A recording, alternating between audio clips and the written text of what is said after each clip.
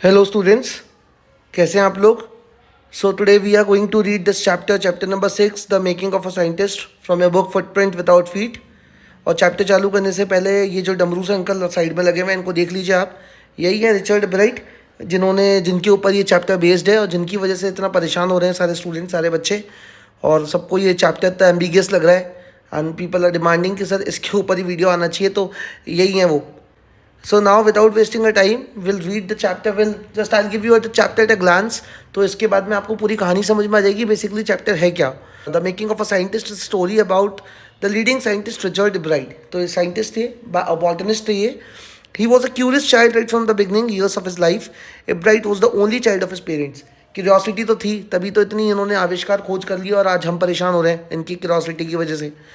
They lived in Pennsylvania, वहाँ पे रहते थे ये। Bright wrote that there was nothing to do but he could collect things. तो जब आदमी के पास काम नहीं होता है, वो फालतू होता है, तो वैसे ये भी बचपन में फालतू थे और कुछ नहीं तो चीज़ें इकट्ठी करते थे, कलेक्ट करते थे। A bright started collecting butterflies in kindergarten. तो अभी हमारे बच्चों के जैसे नहीं है कि घर के पैसे इकट्ठे करने लग जाएं, सिक्के जहाँ पड़े हुए हैं, ये बटरफ्लाइज इकट्ठी करते थे। इनको जहाँ बटरफ्लाई दिखी गार्डन में, किंडरगार्टन में अपने गए और इन्होंने पकड़ ली जाके। He also collected rocks, fossil and coins. Okay, coin भी करते थे भाई, कॉइन भी करते थे। He also became a star गेजर and an eager astronomer. Star गेजर, stars को देखते थे, एस्ट्रोनॉमी के बारे में पढ़ा करते थे। बचपन से ही इनको बहुत ज़्यादा जानने का शौक था और इनका जानने का शौक हम पे भारी पड़ रहा है आज। हिज मदर एनकरेज्ड हिम, और मदर भी इनके एनकरेज करती थी कि वाह मेरे लल्ला, कर जितना तेरे को ज़्यादा क्यूरोसिटी जनरेट करनी है, we are going to help you out. She took him on trips. She also bought him telescopes, microscopes, cameras and other equipment. तो कोई कमी नहीं रहनी चाहिए लाल के पास में।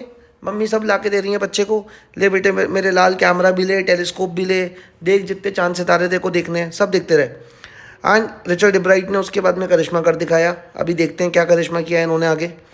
सो इब्राइट गेट्स अ बुक। सबसे पहले इनको एक गिफ्ट में बुक मिली है, तो वो उनकी मदर ने दी है। अभी हमारी तरह नहीं है कि अगर गिफ्ट में मिली है, गिफ्ट में कोई किसी ने बुक दे दी तो हम मुंह बना लेंगे और उसको पढ़ेंगे नहीं, अबे यार ये क्या दे दिया, इससे अच्छा तो मेरे को एक कोई प्ले स्टेशन की सीडी गिफ्ट कर देते। यहाँ पे इनका ये था कि इनको उनकी मदर ने गिफ्ट दिया the travel of monarch x. तो चलिए पढ़ते हैं इसको पूरा हम। He started collecting butterflies in his childhood and by the time he is in second grade he had already gathered all 25 species from this home town. तो second class तक आते आते तो भाई साहब इन्होंने 25 तरीके की बटरफ्लाइज भी पकड़ ली। अब आप पूछोगे सर आपको कैसे पता या इनको कैसे पता 25 तरीके की हैं? क्योंकि बेटा ये बटरफ्लाई पकड़ने के बाद में ऐसा नहीं था कि उसको डब्बे में बंद कर देते थे, उसके बाद में उसके ऊपर रिसर्च भी करते थे, पता भी करते थे कि कौन सी स्पीशी, किस तरीके की बटरफ्लाई है ये, किस कैटेगरी को बिलोंग करती है। Because he was very he was a eager person, he was having so much of curiosity. So one day his mother gave him a book named The Travel of Monarch X. It told how monarch butterflies migrate to Central America. तो ये monarch क्या है? ये butterflies की category है और इस book के अंदर बता रखा था कैसे ये जो butterflies हैं ये माइग्रेट करके सेंट्रल अमेरिका गई हैं। Okay, so this open the world of science to Bright. यहाँ से उनकी क्यूरियोसिटी को और ज़्यादा आग मिल गई, यहाँ से उनको बहुत उनका क्यूरियोसिटी और बढ़ने लग गई कि इसके बारे में मैं और जानूँ। This book has been a turning point in life and introduced him to the world of science. तो ये बुक का गिफ्ट आना इनकी लाइफ में एक टर्निंग पॉइंट साबित हुआ, क्योंकि इसके बाद इनका और ज़्यादा कीन इंटरेस्ट बढ़ गया साइंटिफिक डिस्कवरीज के अंदर। Let's move further. Now, tagging of butterflies. So, at the end of the book, readers were invited to help study butterfly migration. They were asked to tag butterflies for research. तो इनको एक activity जैसी दे रखी थी book के and में। तो भाई इन्होंने बुक पढ़ी है इसीलिए उसके एंड तक पहुंचा और इसीलिए उन्होंने वो एक्टिविटी भी देखी। अभी हमारे जैसे नहीं थे या आप लोगों जैसे नहीं थे कि अगर गिफ्ट में बुक मिल गई है तो उसको उठा के कोने में रख दिया, उसके ऊपर धूल जम रही है और होली दिवाली साफ़ हो रही है, वो ऐसा नहीं था। इन्होंने एग्जैक्टली पूरी बुक को पढ़ा मोनार्क एक्स के बारे में और लास्ट में एक्टिविटी दे रखी थी कि अगर किसी को भी कोई बटरफ्लाई मिलती है तो उसको पकड़ के उसको टैग लगाए, ताकि पता लग सके कि ये बटरफ्लाई इस कैटेगरी की है, कि कौन सी कैटेगरी की बटरफ्लाई किस जगह किस एरिया में मिल रही है। ये वहाँ के लोगों का साइंटिस्ट लोगों का ये एक एक्टिविटी थी। So it was being done by doctor Frederick A Urquhart of Toronto University Canada. Okay, तो ये एक और वहाँ पे एक टोरंटो यूनिवर्सिटी कनाडा के एक साइंटिस्ट थे डॉक्टर फेडरिक। उन्होंने इस एक्टिविटी को कंडक्ट कराया था, उन्होंने इस बुक के अंदर इसको मेंशन किया था। And Ebright started tagging monarch butterflies. और इब्राइट जो है जिनके बारे में आप पढ़ रहे हैं, उन्होंने मोनार्क बटरफ्लाइज को ना टैग करना चालू कर दिया, उसके ऊपर टैग्स लगाना स्टार्ट कर दिया। Anyone who found a tag butterfly was asked to send a tag to doctor Urquhart. तो जिसको भी मिलता था वो क्या करता था, अपने जो डॉक्टर रिक्योर्ड है उनको भेज दिया करते थे ये कि देखिए यहाँ पे मोनार्क बटरफ्लाई मिल रही हैं, पेंसिल्वेनिया के इस पार्ट में मोनार्क बटरफ्लाइज पाई जाती हैं, ये जानने के लिए, क्योंकि ये लोग बहुत कीन थे पता करने के लिए कौन से एरिया में किस तरीके की बटरफ्लाई, कौन सी स्पीशीज़ मिलती हैं. Now he decided to do real experiments. Soon Ebright began to lose interest in tagging butterflies. The reason was that there was no feedback. अभी उनको कोई फीडबैक ही नहीं मिलता था, बस वो टैग लगाते रहते थे. तो कुछ दिनों बाद उन्हें लगा कि भाई ये क्या कर रहा हूँ मैं, टाइम वेस्ट कर रहा हूँ, चलो कुछ रियल एक्सपेरिमेंट्स करते हैं. ये जंगल जंगल बात चली है तो बहुत कर लिया बटरफ्लाई पकड़ पकड़ के. In 7th grade, Ebright got a hint of what real science is. He entered a country science fair and lost.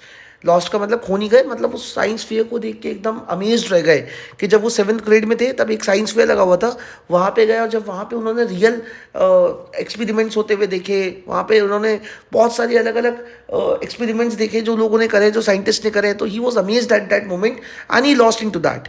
So his entries वो स्लाइड्स ऑफ फ्रॉग टिश्यूज़.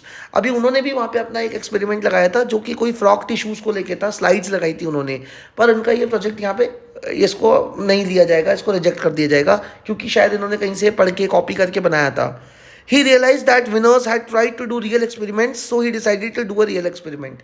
तो इनको समझ में आ गया कि जो विनर्स हैं, जो जीते हैं, वो उन्होंने सच में अपने खुद के एक्सपेरिमेंट, खुद की रिसर्च करी है, किसी का माल कॉपी पेस्ट नहीं करा है, ठीक है, हेलो गूगल नहीं करा है उन्होंने. तो इसलिए उन्होंने भी सोचा कि अभी अगली बार मैं खुद का अपना एक्सपेरिमेंट करके लेके आऊँगा जो खुद का रियल होगा.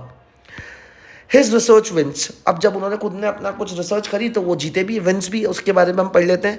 For his 8th grade project Ebright tried to find the cause of a viral disease. अभी देखो 8th ग्रेड में प्रोजेक्ट बना रहे हैं, 8th क्लास के बच्चे बना रहे हैं ये सब वहाँ पे project. You can imagine the intellectual level of this person. He was such an intellectual guy.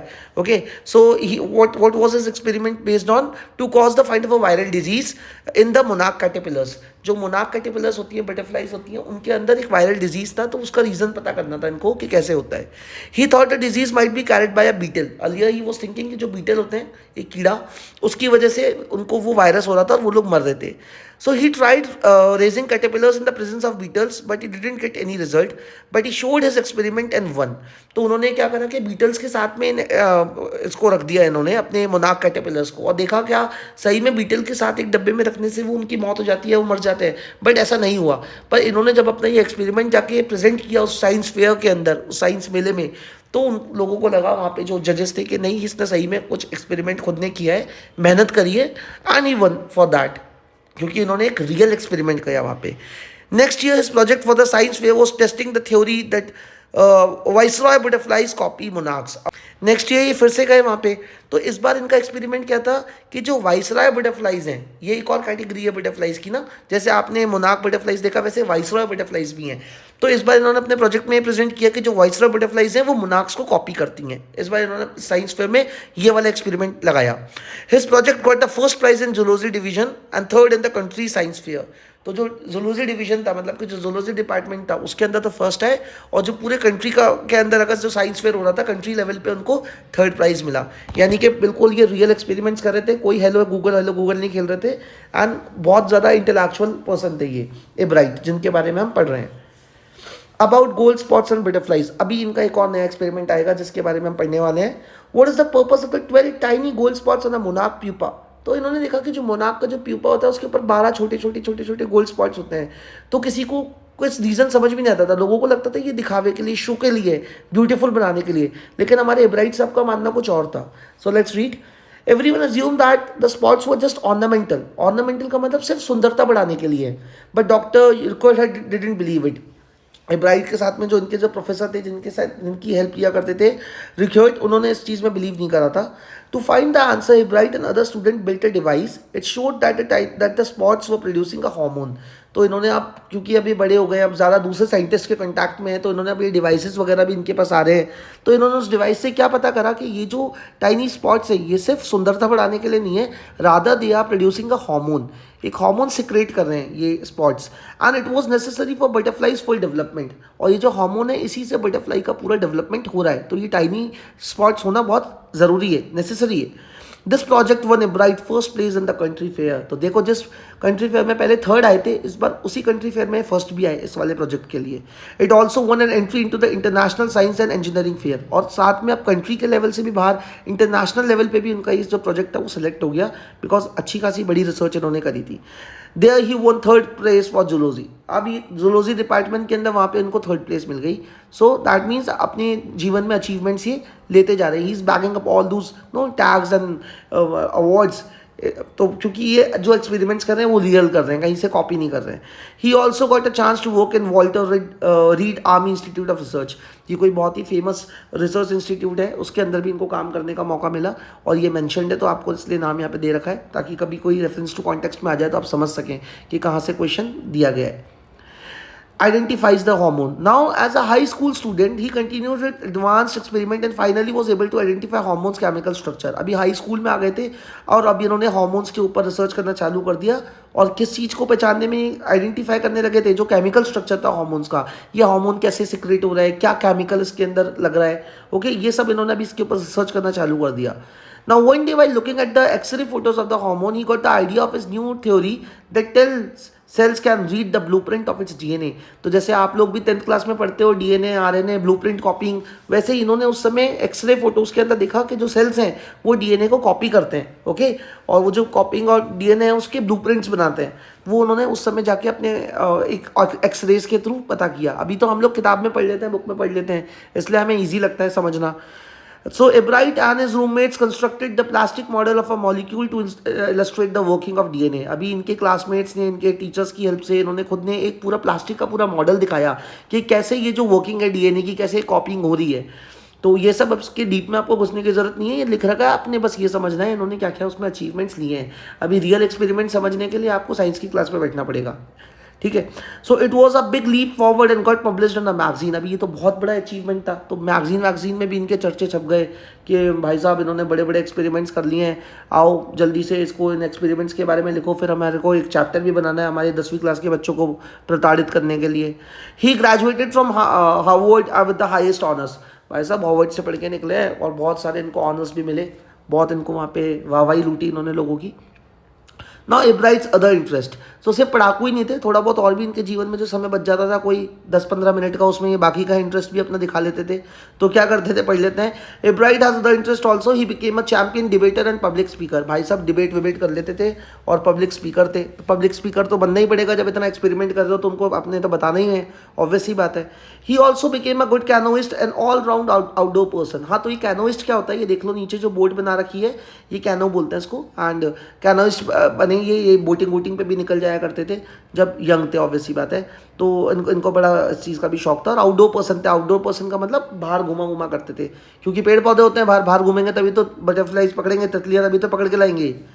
He is also an expert photographer of nature and scientific exhibits. तो भाई नेचर लवर भी थे, साइंटिफिक एग्जिबिट्स साइंस की नज़र से देखा करते थे. ये सब हम पढ़ चुके हैं, जान चुके हैं. अभी कंक्लूजन क्या निकलता है पूरे इसका, कि स्टोरी क्या सिखाती है. The story teachers us with perseverance, dedication and hard work any dream is achievable.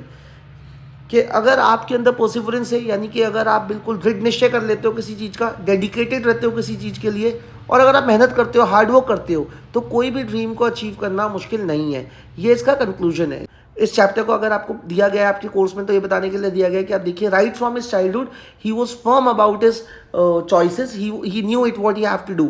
सो उनको पता था, वो जानते थे उनको लाइफ में क्या करना है, डेडिकेटेड रहे, परसिवरेंस इन्होंने पूरा अपनी लाइफ शो किया. And that is the reason आज हमने अपनी किताब में उनका चैप्टर पढ़ा है कि वो इतना फेमस हो गए कि आज हम लोग भी उनके बारे में पढ़ रहे हैं. तो this is all the chapter is about. And I think इस स्टोरी की बेसिक स्ट्रक्चर आपको समझ में आ गया होगा. चलिए फिर इसके जो इंपॉर्टेंट क्वेश्चंस हैं वो मैं बहुत जल्द आपके लिए लेके आऊँगा. Thank you everyone.